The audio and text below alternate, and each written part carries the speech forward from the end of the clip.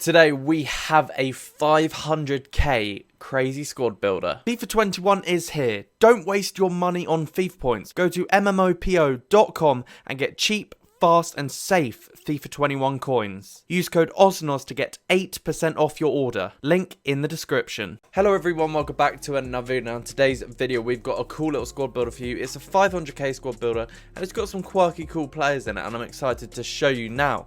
It's obviously the 4th episode of the Squadvent calendar. I hope you guys are enjoying it so far. The support's been absolutely fantastic. Now in the weekend's episode there will be some giveaways, so make sure you're early to those videos, checking them out as soon as possible. You will not want to miss them. There'll be codes, there'll be giveaways, it'll be awesome. Now if you do enjoy this video, make sure you drop a big thumbs up. If we can smash 20 likes as soon as possible, it'd be fantastic. And of course, if you're new to the channel, hit that subscribe button down below with post notifications turned on, and you'll want those notifs on for the giveaways so you're early for videos. And also, we're posting one of these every day, so you want to know when they're out so you can see the squad. But without further ado, we've got a cool one today.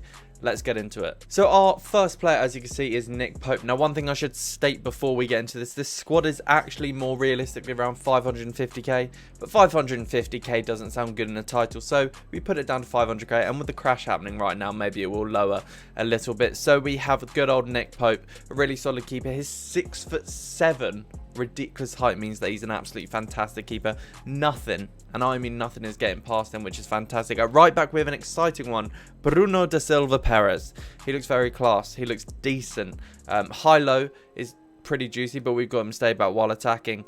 That 91 pace is great, and this guy feels great in game, and with an anchor on, his defense really improves. I mean, his strength goes up nearly to 80, stamina is 90, which is lovely, and then his defense, his slide tackling and stand tackling are both on the high 80s, so it's exactly what you want to see.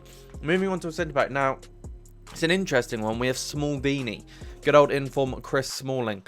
You may think, oh, he might not be fast enough. I've used this card, and genuinely, although he's not as rapid as you'd probably like with your like Varans and players like that, he does feel fast enough in my opinion, and his incredible defending makes up for it. His tackling is brilliant and his medium high work rates are great, and the great thing about him is he's 6'4", which means he's winning every header whilst also being great at interceptions. Now if you're lacking pace at this centre back with Chris Smalling, you're not lacking pace with his partner. It's the one, the only, Joey G Gomez. Love this guy. I don't really use him this year. Haven't really, because by the time he was like hyped up, I was using slightly better players like the Varans, the Van Dijks, etc. So, but when I have used him in drafts and different squad builders, I've really enjoyed him. He's obviously the hyped player for a reason. He's not just 70k for some random reason. Left back we have nichely the Porto Alex Telles, which would be great. His Man United card is a pleasure to use, so I'm sure this one will be as good. And surprisingly, there are loads of these on the market, even though he's moved to Manchester, which is very decent. At right mid, we have the new Inform Raphinha. Very excited to use this. 4-star skill moves, which is great. 3-star weak foot's a bit of a shame, but we'll make sure to put everything on the left. It's a great right mid, and also it's nice to have a left-footed player, especially for corners, because for me, you have to take corners with an in-swinger, so that right corner is going to be taken by him, which is lovely. Very, very excited to use this card. Wish he had 5-star skills, if I'm honest with you. Moving on to our first CDM. This is more of our like proper number 4 CDM, our defensive mid. This is Rodri. I think this guy's actually an underrated card. He's tall. 65 pace is actually enough. I guarantee you that, especially with a shadow on. He moves up to 75 pace.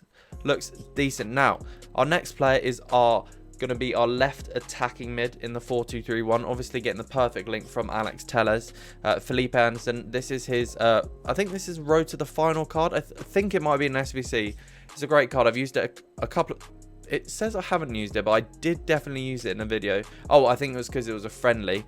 But yeah, he's joy to use. 4-star, and very decent. Now moving on to our next player, which is going to be our striker in the formation. You're seeing it in a weird order, and you'll see why later.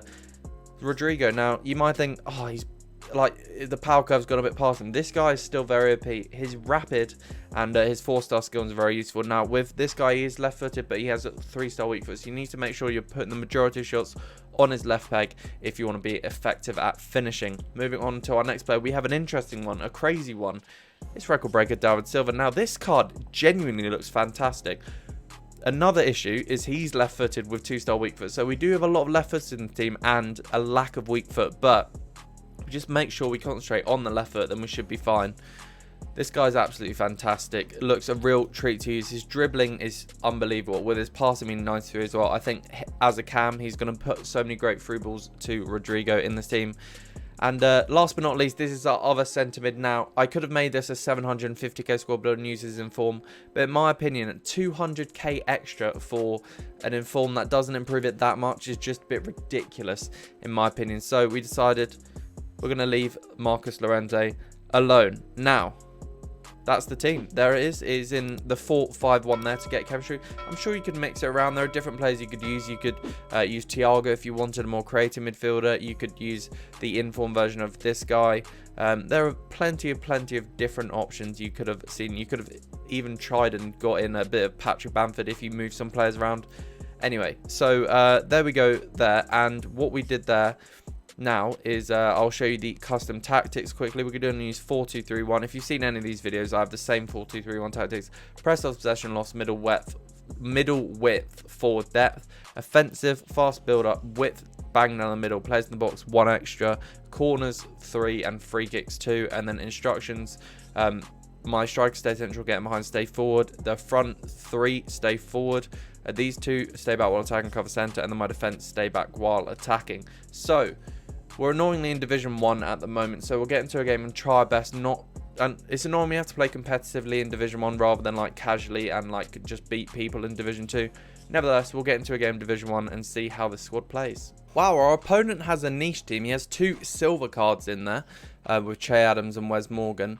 Raphinha as well, but his normal version. His team's probably the same level, maybe a bit worse than me, so it will be an interesting match to say the least. Here we go. Oh, Rodrigo got the ball on his weaker foot.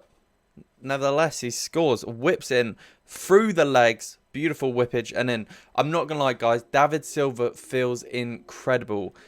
Honestly, if he had 5-star skills or 5-star weak foot, I think he would genuinely close to a perfect attacking midfielder in this game. He feels so smooth. He's got a break here. I've sloppily given the ball away, but I'm sure Bruno... Oh, no. Oh, my God. Nick Pope has just put an arm out. What an incredible save that is. Jeepers. Great half. Great half. This guy's playing purely like drop back and then counter when he can. I mean, it should be fairly simple to defend the counter, touch wood. But honestly, in our attack, we're playing really well. I'm trying to get some really nice goals with David Silva and the boys. Not necessarily fully focusing on winning. Just trying to get some nice goals for you guys. Oh, my God. Oh, my God. Kickoff goal much? Absolutely. A Tal scoring the kickoff goal. I did not realise he had a Tal on the pitch. I'll get David Silva on this corner. Big head. Or falls to Philippe. Oh, what a rocket from Philippe Anderson. On his left leg into the corner. He's paused it. Wonder what's going to be happening here. Pop. Pop. Pop. Bosh. Popped it up. You can't do anything when people do a little pop up. It's 3-1. It's the 9-second minute. That's game over. And we have won. So I really enjoyed it. Now, what I will say, standout players. David Silva looked incredible. Obviously, Joe Gomez was fantastic. And he's meta because he's meta. But David Silva got a goal and an assist as he does. Rodrigo, very decent. Raphinha was so quiet. For some reason, my right attacking mids and right mids are always quiet when I play FIFA. Philippe Anderson was class, as he always has been. And Pope was an incredible keeper. Guys, if you have Joe Gomez in your team, get Pope over Alisson. I promise you that. But that was the team. I'd recommend a lot of these players. Even Rodri was surprisingly good. But yeah, thanks for watching. Drop a like if you enjoyed. Subscribe down below if you're new. And I'll see you guys next time.